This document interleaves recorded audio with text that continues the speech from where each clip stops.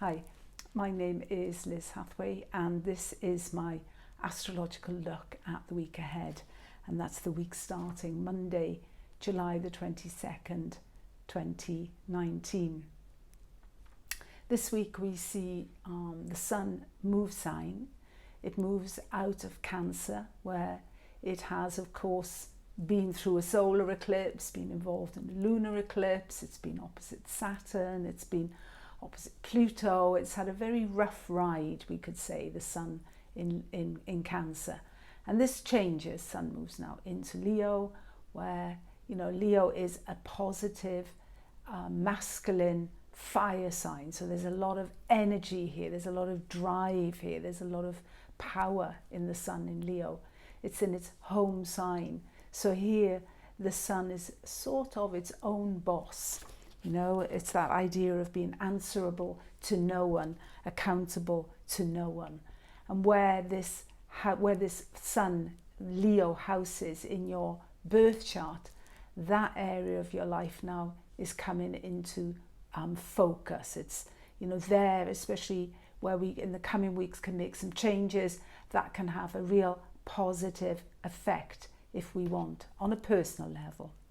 If we look at this sort of Leo energy as well, as I say, sun in its own sign, answerable to no one, accountable to no one, it's about leadership.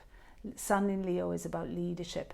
And I think sometimes, you know, we lack good leadership, we lack good role models, because the sun in Leo, when it's working, operating at its highest, then this is a leader who leads through example. It's a person who shows the way by giving, you know, by their own behavior, by their own way of being.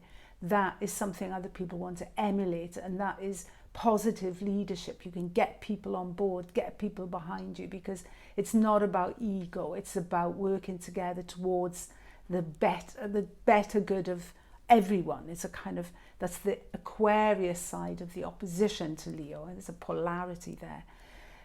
But when we get negative Leo, and that's unfortunately what we often get to see, we get, you know, the kind of bad leadership, we get the pride, we get the arrogance, we get, you know, there's only one sun and it's me, I want to be the center, the middle point, and there's no room for anyone else. And this is kind of, you know, leadership through ego tends to backfire very often. It's not positive, it's not expressing the right Leo energy in a way. So it's interesting that the sun is going into Leo this week. The UK is getting a new Prime Minister, and the Prime Minister who is exiting from UK politics, certainly from the role of Premier, Theresa May, she had a few digs at Boris Johnson, suggesting, you know, or pointing out to him what good leadership is and how that differs from leadership that's about ego. And I'm a bit afraid that what we're going to get with Boris Johnson is going to be ego leadership, power expression leadership, as opposed to somebody who is going to show through example. But yeah, this is an opportunity for us to focus as well, as I say, in the house where Leo is, and to try and express the positive Leo vibe through that house. Because the sun in Leo, if it's not operating on the right level, especially if we look at the political picture at the moment, then there's certainly dangers ahead. You know, you could see it as a spark that can ignite a fire in a way, a spark that motivates, a spark that sets things ablaze. And if we look at the whole crisis in and around Iran, UK, US at the moment, then this is just the sort of situation that the Saturn-Pluto conjunction, which is going to be taking place in January next year, can, you know, tune right into. You know, for this is handled in the wrong way. If it's all about ego and power, then we could see a spark here that sets things off, that ignites things like a barrel of gunpowder. Because it doesn't take much in Saturn-Pluto season really to to ignite things, to spark things, to set things off. So we're in a very, very tricky week in that respect, because a week further down the line, we see the Sun in Leo is going to square Uranus, which almost invites rash behaviour, which almost invites hubris, which almost invites overplaying your card, which, you know, almost invites situations which have arisen suddenly. And if pride and arrogance and all of that is the motivating factor, how do you back down? How do you get out of that corner? So it's a very, very tricky sort of entry of the Sun into Leo, mainly because Uranus is just sitting round the corner there. And we've just come out of eclipse season, which actually saw this whole situation in the Middle East really begin to erupt. And not only there, we also seen a similar thing happening as well in Hong Kong. So that you can see how easy things now can get out of hand. That's Uranus really. With the energy of Uranus will be coming in and feeding into all of that. But this is Saturn Pluto season. So, you know, this is the kind of eruptions in the collective that we can see. When we move into the week, we get that moon coming into Taurus on Wednesday, which can sort of create a space for reflection, for pause, for thought, for breathing, for body, for cooling, for Taurus is not so rash, is not so quick to engage in things. It's kind of a plod. Let's just wait and see. And then Thursday we have Mercury conjunct Venus in Cancer, Mercury retrograde.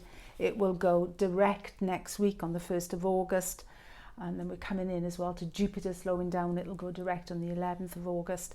So that Mercury-Venus conjunction on a positive level, it could bring about a reconciliation. So if there's a break somewhere, or there's a damaged relationship, or there's something that has been disrupted, or, you know, the flow of communication, there's a possibility here of talks, of peace, of reconciliation, of openings to dialogue. And that is, you know, we'll see as coming into after the weekend, Mercury going direct as well.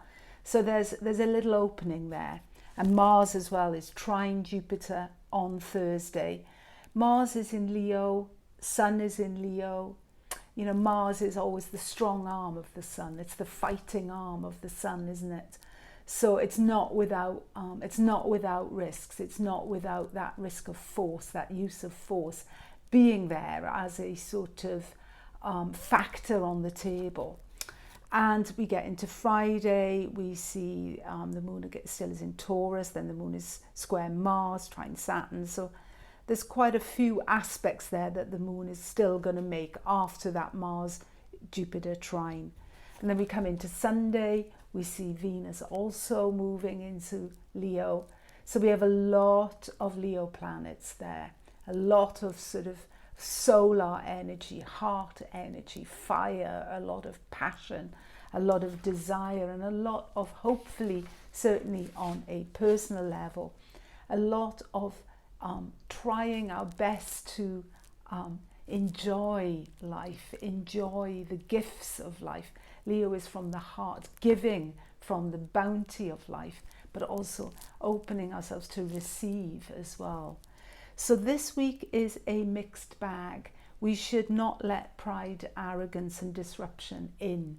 We should be looking to show positivity, positive leadership, and set the good example. Okay, wishing you a great week. Thank you for listening. That was it. Bye.